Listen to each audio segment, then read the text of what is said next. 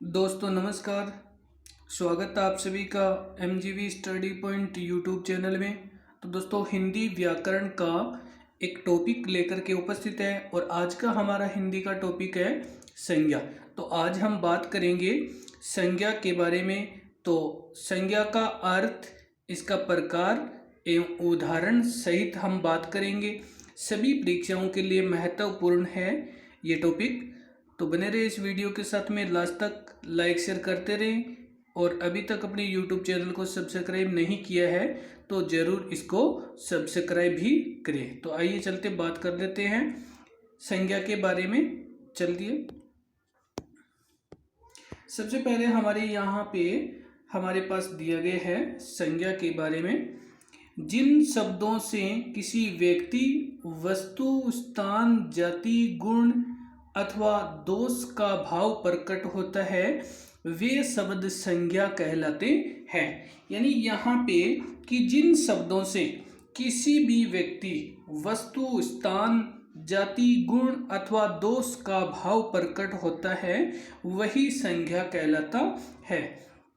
यहाँ पे हमारे पास उदाहरण दिया गया है, राधा विद्यालय जाती है और आम खट्टे है।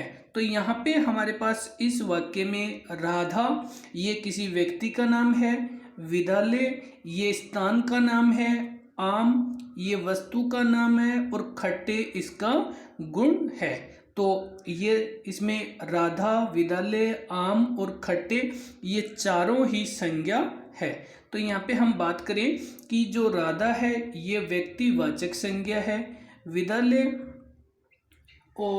विद्यालय ये भी स्थान सूचक है और आम है ये वस्तु सूचक है और खट्टे हैं वो गुण विशेष है। और चलिए अब चलते हैं, बात कर लेते हैं इसी के साथ में आगे। तो आगे हमारे पास है संज्ञा के भेद। संज्ञा के 3 भेद है। मूल रूप से संज्ञा के 3 प्रकार है।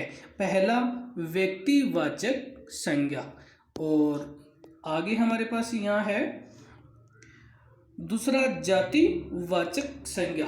जातिवाचक संज्ञा के मुख्य जो भाग है उसमें समूहवाचक, द्रव्यवाचक या हम कह सकते हैं पदार्थवाचक। ये जातिवाचक में या तो हम कह सकते हैं किसी समूह के रूप में या कोई द्रव्य के रूप में या कोई पदार्थ के रूप में ये हमें प्राप्त हो सकती है। तो ये तीनों ही इसमें है। और इसी के साथ में आगे है हमारे पास भाववाचक संज्ञा। अब चलते हैं, बात कर लेते हैं इसके आगे। तो आगे हमारे पास यहाँ पे सबसे पहले है व्यक्तिवाचक संज्ञा। तो बात करेंगे हम व्यक्तिवाचक संज्ञा की। किसी व्यक्ति, वस्तु का बोध कराने वाले शब्द व्यक्तिवाचक संज्ञा कहलाते हैं। यानी किसी व्यक्ति का नाम या किसी वस्तु का नाम और इनका बोध कराने वाले जो है वो व्यक्तिवाचक संज्ञा कहलाते हैं। व्यक्तिवाचक संज्ञा जिसको हम इंग्लिश में प्रॉपर नाउन कहते हैं। और प्रॉपर नाउन जैसे name of person, name of place, किसी व्यक्ति का नाम, किसी स्थान का नाम, किसी वस्तु का नाम। और आगे हमारे पास जो प्रॉपर नाउन जो व्यक्तिवाचक संज्ञा के बारे में है। तो यहाँ पे निम्न परिस्थितियों में व्यक्तिवाचक संज्ञा होगी। अगर आपके पास यहाँ पे जैसे किसी व्यक्ति का नाम राम, श्याम, गीता, सीता आदि है तो वह व्यक्तिवाचक संज्ञा है। किसी भाषा का नाम जैसे हिंदी, नेपाली, बंगाली, राजस्थानी आदि जो भाषा है, अगर ये भाषा का नाम है तो वो व्यक्तिवाचक संज्ञा है। आगे खेलों का नाम फुटबॉल, हॉकी, बैडमिंटन आदि ये व्यक्तिवाचक संज्ञा है। और इसी के साथ में आगे कि देश का नाम भारत, नेपाल, इराक आदि अगर कोई देश का नाम दिया गया है तो वह व्यक्तिवाचक संज्ञा होगा। अगर केवल देश दिया है तो वो तो भाववाचक संज्ञा हो सकती है। अगर केवल देश दिया है तो वो जातिवाचक संज्ञा हो सकती है, लेकिन देश का नाम दिया गया है वो व्यक्तिवाचक संज्ञा होगी। और चलिए बात कर लेते हैं इसी के साथ में आगे हमारे पास। तो यहाँ पे दिशाओं के नाम, अगर कोई भी दिशा का नाम दे रखा है उत्तर, दक्षिण, पूर्व, पश्चिम, तो यह व्यक्तिवाचक संज्ञा होगी। राज्यों का नाम राजस्थान, हरियाणा, महाराष्ट्र, ये सभी अगर दे रखे हैं तो ये व्यक्तिवाचक संज्ञा में होंगे।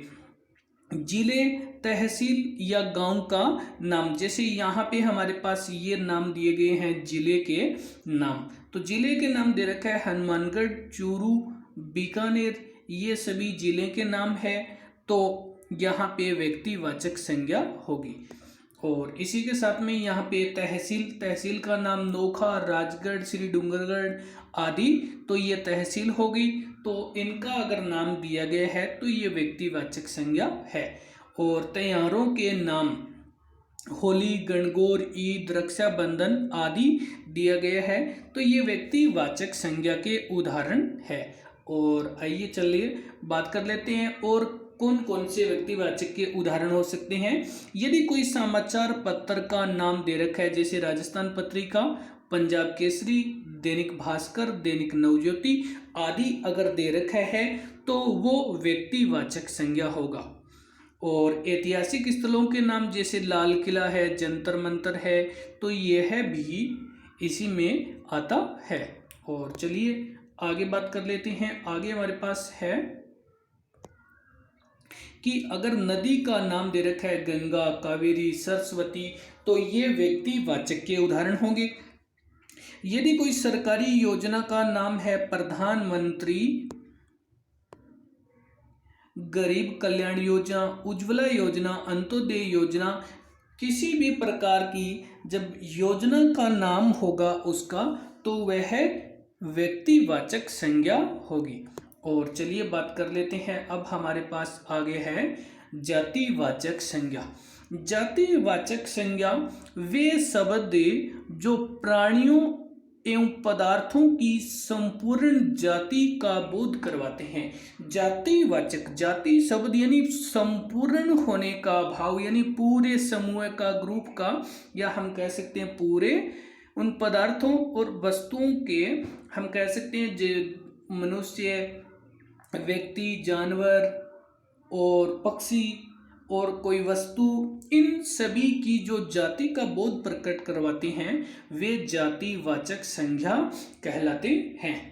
तो चलिए बात कर लेते हैं। यहाँ पे हमारे पास है जातिवाचक संज्ञा निम्न प्रकार से होगी। जातिवाचक, तो यहाँ पे शरीर के अंगों के नाम, शरीर के अंगों के नाम, जैसे हमने कह दिया आंख।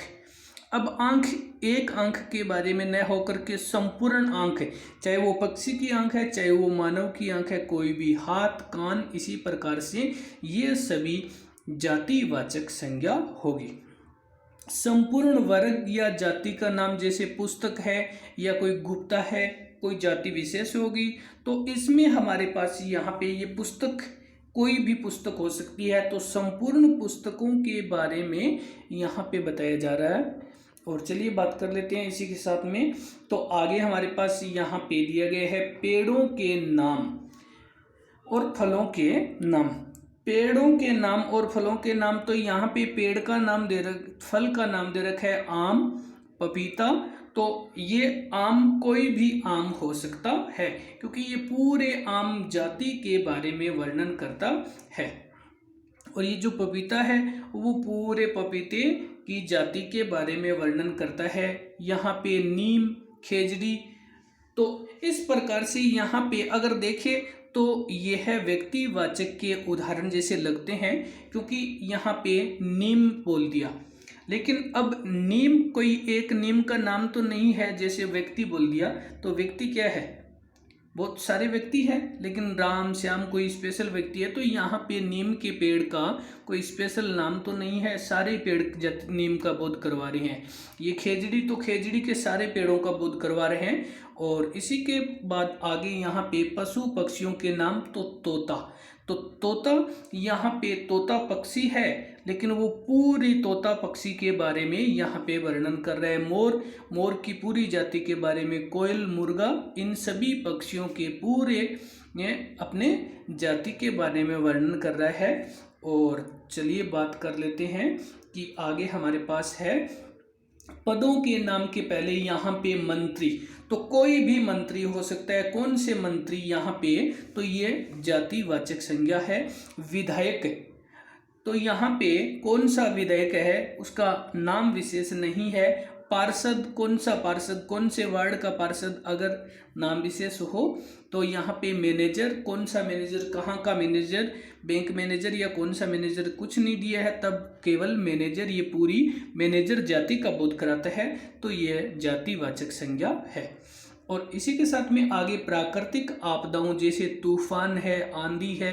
अब तूफान, कई प्रकार के तूफान होते हैं, अगर कोई नाम दे रखा है किसी का तब तो वह व्यक्तिवाचक में हो सकता है, लेकिन यहाँ पे अगर तूफान है तो ये व्यक्तिवाचक न होकर के जातिवाचक है। आंधी, ये भी पूरी आंधी जाति का बोध करवाती है।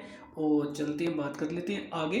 तो यहाँ पे हमारे पास आगे है एक ऐसा उदाहरण जिसको हम समझ सकते हैं कुछ विशेष में, जैसे यहाँ पे घोड़ी, यह जातिवाचक संज्ञा है, क्योंकि यह घोड़ी है वो जातिवाचक संज्ञा है, क्योंकि पूरी घोड़ी घोड़ियों के बारे में बताती है। लेकिन यहाँ पे कह दिया कि लीलन घोड़ी, अब ये लीलन घोड़ी व्यक्तिवाचक होगी, क्योंकि लीलन घोड़ी है ये तेजाजी की घोड़ी का नाम है, तो यह घोड़ी व्यक्तिवाचक होगी। इसी प्रकार से जैसे हमने कह दिया तोता, तो तोता ये जातिवाचक हो गया, क्योंकि सभी तोतों के बारे में बता रहा है, लेकिन हमने कोई स्पेशल नाम नहीं लिया है तोते का, तो इस प्रकार से हम समझ सकते हैं। और यहाँ पे घोड़ी, ये घोड़ी जातिवाचक है, सभी घोड़ियों के बारे में बता रही है, लेकिन लीलन घोड़ी कह दिया तो यहाँ पे ये तेजाजी की घोड़ी बन गई और स्पेशल जो व्यक्तिवाचक घोड़ी बन गई। चलिए बात कर लेते हैं इसी के साथ में आगे।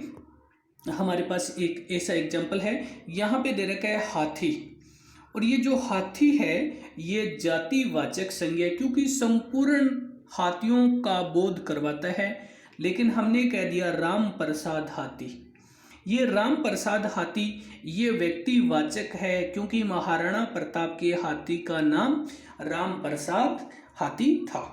तो अगर आपको यहाँ पे किसी, जब आपको ये कह दिया जाए आम, आपको ये कह दिया जाए आम, तो ये क्या है, ये जातिवाचक है। लेकिन अगर आपको ये कह दिया जाए लंगड़ा आम, तो उनमें आपको व्यक्तिवाचक संज्ञा जैसे हो सकती है। और चलिए चलते हैं इसी के साथ में आगे। तो आगे हमारे पास जो संज्ञा है इसमें हम बात करने वाले हैं समूहवाचक संज्ञा। प्राणियों अथवा पदार्थों का समूह का बोध कराने वाली समूहवाचक संज्ञा कहलाती है। ये समूहवाचक संज्ञा, और ये जो जातिवाचक संज्ञा है इसी का एक उपभाग है। और इसमें क्या होता है कि वो समूह है, या तो वो प्राणियों का समूह हो सकता है या पदार्थों का। अब पदार्थों में कोई वस्तु हो सकती है, जैसे प्राणियों में व्यक्तियों का समूह हो सकता है, कोई जानवरों का हो सकता है, पक्षियों का हो सकता है। वैसे ही पदार्थों में कोई लिक्विड हो सकता है, कोई ठोस हो सकता है, कोई गैस हो सकती है, द्रव, ऐसे करके कुछ भी हो सकता है। तो आइए चलिए बात कर लेते हैं। यहाँ पर हमारे पास सबसे पहले ये समूह दो प्रकार के होते हैं। एक तो प्राणियों का समूह जिसमें सजीव होते हैं, जैसे दल, गिरोह है, झुंड और परिवार आदि होते हैं। ये तो हमारे पास सबसे पहले जो प्राणियों का समूह जिसमें सजीव होते हैं। और दूसरा जो पदार्थों का समूह है जिसमें निर्जीव होते हैं, तो निर्जीव में जैसे ढेर, गुच्छा, गटर आदि होते हैं।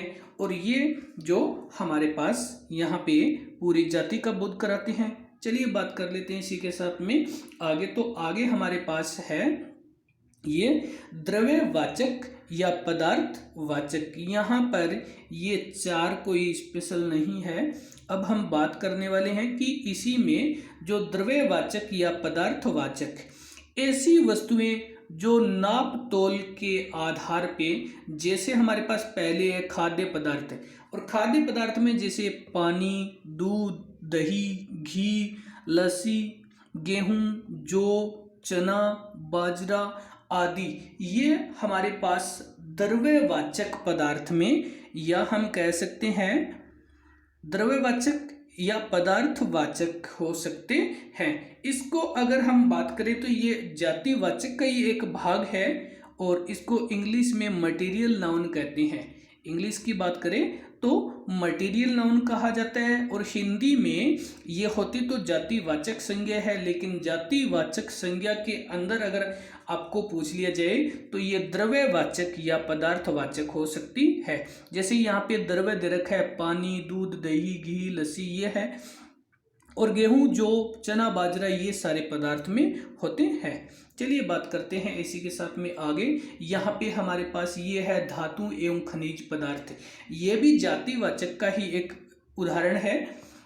धातुवाचक जिसमें कोयला, सोना, चांदी, तांबा, पेट्रोल, डीजल ये सभी जो खनिज पदार्थ धातुओं में ये आते हैं। और चलिए बात कर लेते हैं अब आगे हमारे पास जो हमारी संज्ञा।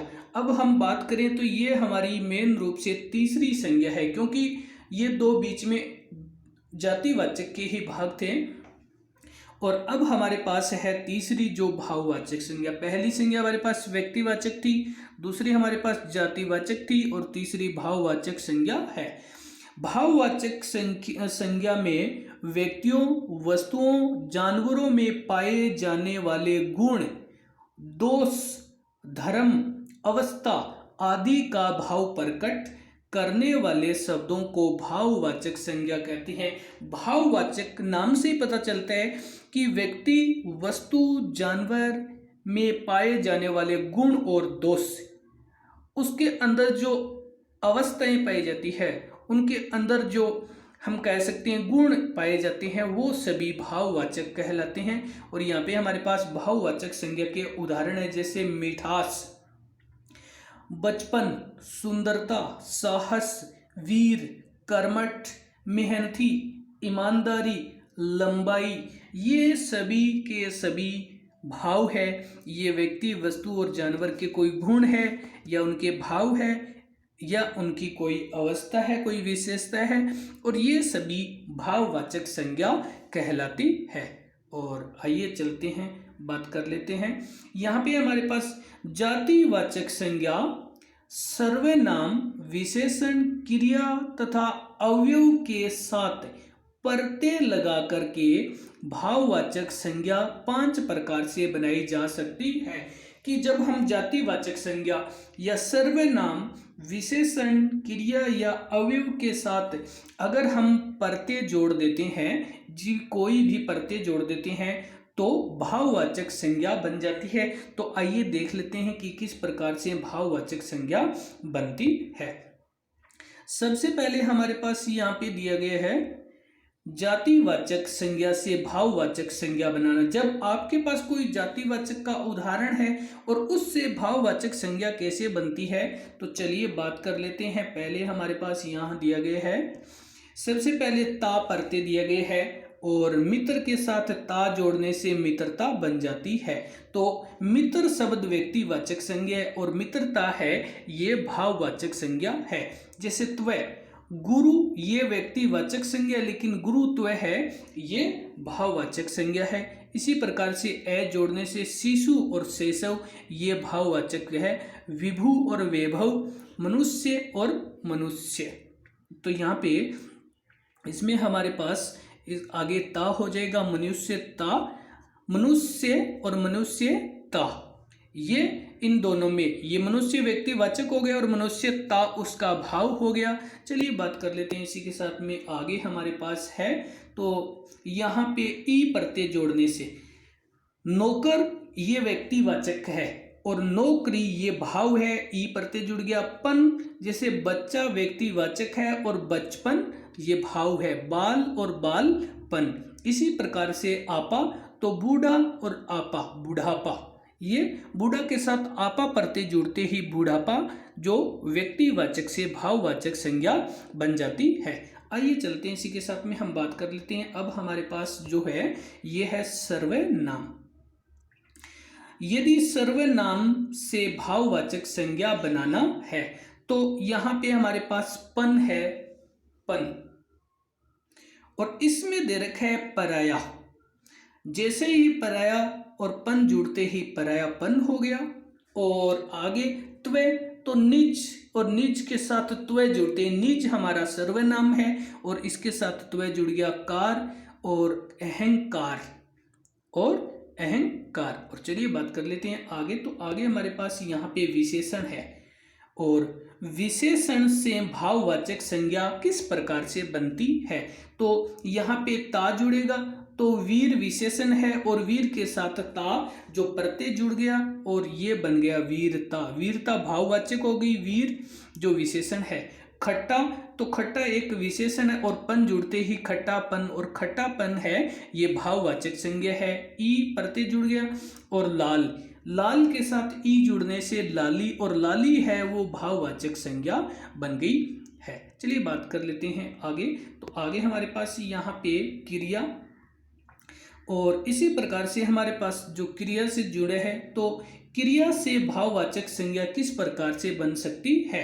तो यहाँ पे जीतना और जीतना के साथ ए प्रत्यय जोड़ने से हमारे पास बन गया जीत और ये जो जीत है ये भाववाचक है। जीतना क्रिया है और ए प्रत्यय जोड़ करके जीत और ये भाववाचक बन गया। इसी प्रकार से ई हंसना, तो हंसना की बन गई हंसी, हंसी है वो भाववाचक संज्ञा है, हंसना है वो क्रिया है।